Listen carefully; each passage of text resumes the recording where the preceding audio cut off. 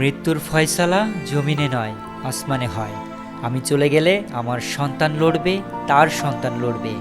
যুগ হতে যুগান্তরে আজাদির সন্তানেরা স্বাধীনতার পতাকা সমুন্নত রাখবেই। আমাকে মৃত্যুর ভয় দেখিয়ে লাভ নেই।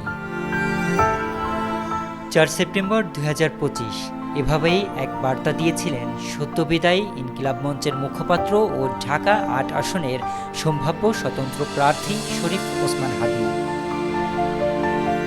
পৃথিবী থেকে বিদায় নিয়েছেন হাদী, তবে রেখে গেছেন দেশবাসীর উদ্দেশ্যে তার দেওয়া বার্তা ও তার বজ্রকণ্ঠ। তিনি জানতেন বিপ্লবীরা যুগে যুগে এভাবেই হারিয়ে যায়, তবুও তিনি লড়েছেন ইনসাফের পথে, ন্যায়ের পক্ষে। রিকশাওয়ালার জন্য, ভ্যানওয়ালার জন্য, মৎস্যজীবীর জন্য ওসমান হাদী ইনশাআল্লাহ কথা বলবে। Group of companies, corporate company যারা চাঁদা না দিয়া, শতভাগ ভ্যাট ট্যাক্স দিয়া হালাল ভাবে ব্যবসা করতে চায়, তাদের অধিকারের কথা বলবে ইনশাআল্লাহ। 12 ডিসেম্বর শুক্রবার রাজধানীর বিজয়নগর বক্স কালভার্ট এলাকায় সন্ত্রাসীর হাতে গুলিবিদ্ধ হন ওসমান হাদী। গুরুতর আহত অবস্থায় প্রথমে তাকে ঢাকা মেডিকেল ও পরে এভারকেয়ার হাসপাতালে ক্রিটিক্যাল কেয়ার ইউনিটে ভর্তি করা হয়।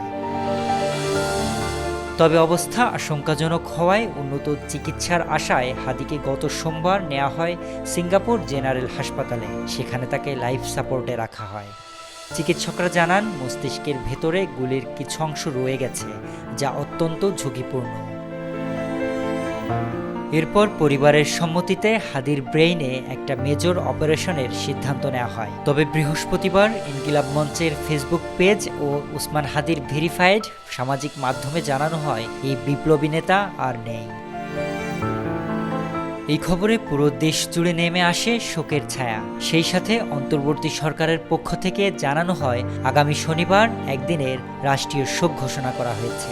ওসমান হাদী ঠিক এমনই এক মৃত্যু চেয়েছিলেন, যেটাকে সাড়া দিয়ে সৃষ্টিকর্তা তার ইচ্ছা পূরণ করলেন। শরীফ রাহাত, দেশকাল নিউজ।